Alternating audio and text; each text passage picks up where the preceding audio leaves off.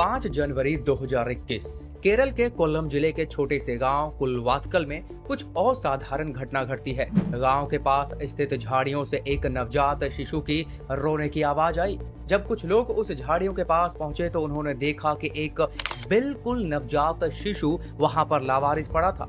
बच्चे की हालत काफी गंभीर थी, यानी कि वो बच्चा अभी हाल ही में पैदा हुआ था, जिसे कि पैदा करके वहां झाड़ियों में फेंक दिया गया था। लोग अब उसे उठा करके अस्पताल लेकर के जाते हैं क्योंकि उसकी हालत काफी नाजुक थी, पर अफसोस बच्चे की जान नहीं बचाई जा सकी।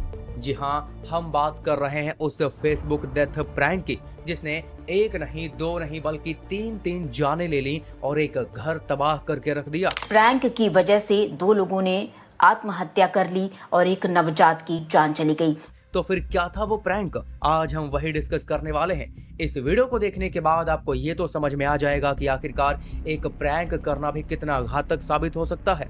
तो फिर स्वागत है आप सभी का सीखो के एक और नए ऑफिशियल शो क्राइम डायरी में।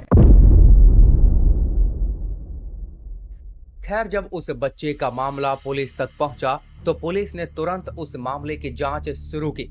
पूरे गांव भर में छानबीन की, लेकिन उस बच्चे की मां का पता नहीं लगाया जा सका।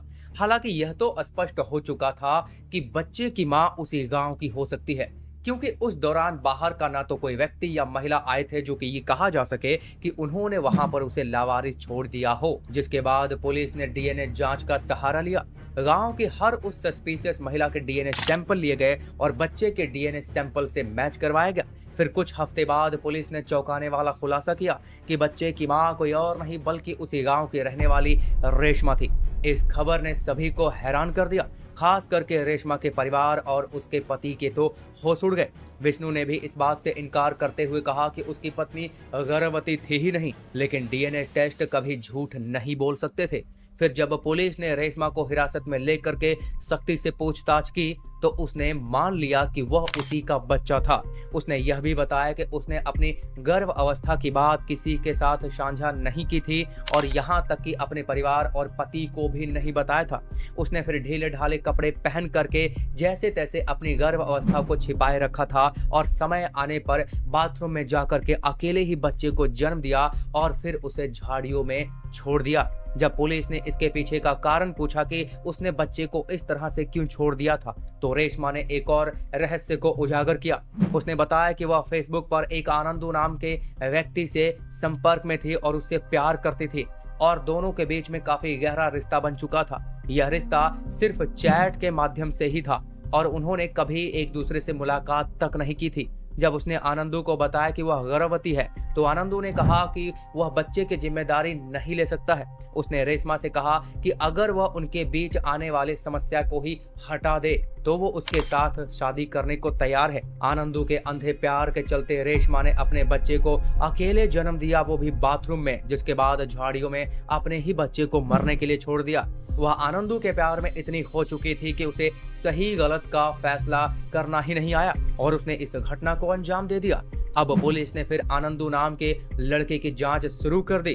उन्होंने बहुत सारे फेसबुक अकाउंट खंगाले, जिसके बाद सच्चाई सामने आने लगी और उस सच्चाई ने सभी को हिलाकर रख दिया, क्योंकि आनंदू नाम का कोई व्यक्ति तो था ही नहीं। यह अकाउंट रेशमा की जेठानी आर्या और ग्रीष्मा ने रेशमा के साथ सिर्फ मजाक करने के लिए ही वो फर्जी अकाउंट बनाया था। शुरुआत में यह सब सिर्फ एक मजाक था, लेकिन यह एक प्रैंक रेशमा की जिंदगी को तबाह करने वाला साबित हुआ और जब तक यह सच्चाई सबके सामने आई तो तब तक बहुत देर हो चुकी थी।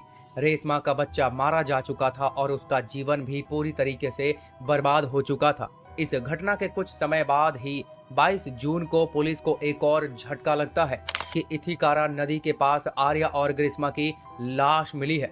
पुलिस ने जांच की तो पता चला कि दोनों ने नदी में कूद करके आत्महत्या कर ली थी, जो कि सीसीटीवी फुटेज में भी उन्हें इथिकारा नदी की तरफ जाते हुए देखा गया था। जिसके बाद जब पुलिस ने उन दोनों के घर की तलाशी ली तो आर्या के उसके रूम से एक सुसाइड नोट बरामद हुआ, जिसमें लिखा हुआ था कि वे जानबूझकर किसी को धोखा नहीं देना चाहती थी। उन्हें इस बात का अब एहसास हो चुका था कि उनके द्वारा किया गया मजाक बहुत बड़ा रूप ले चुका था और वे इस अपराध के बोझ को सहन नहीं कर सकी। इस घटना से पता चलता है कि आनंदू नाम का असल में कोई व्यक्ति कभी था ही नहीं। वह सिर्फ एक फेसबुक प्रोफाइल थी जिसे आर्या और ग्रीष्मा ने मिल करके रेशमा के साथ मजाक करने के लिए बनाया था। लेकिन यह मजाक इतना बड़ा हो गया कि इसके परिणाम स्वरूप 3 जिंदगियों को वो अपने साथ लेकर के चला गया। रेशमा का बच्चा, आर्या और ग्रीष्मा की जिंदगी। इसी के साथ रेशमा को अपने किए गए अपराध को लेकर के जेल की सजा मिली। इस घटना ने पूरे गांव को हिलाकर रख दिया था और सभी ने इसे एक बड़ा सबक भी सीखा कि कभी कभी मजाक भी घातक साबित हो सकता है। तो ये था हमारा आज का एपिसोड। आप क्या कहना चाहेंगे ऐसे केस के बारे में? फीडबैक में जरूर बताएं। तो मेरा नाम है सुमित, फिर से मुलाकात होगी एक और नए अगले एपिसोड में।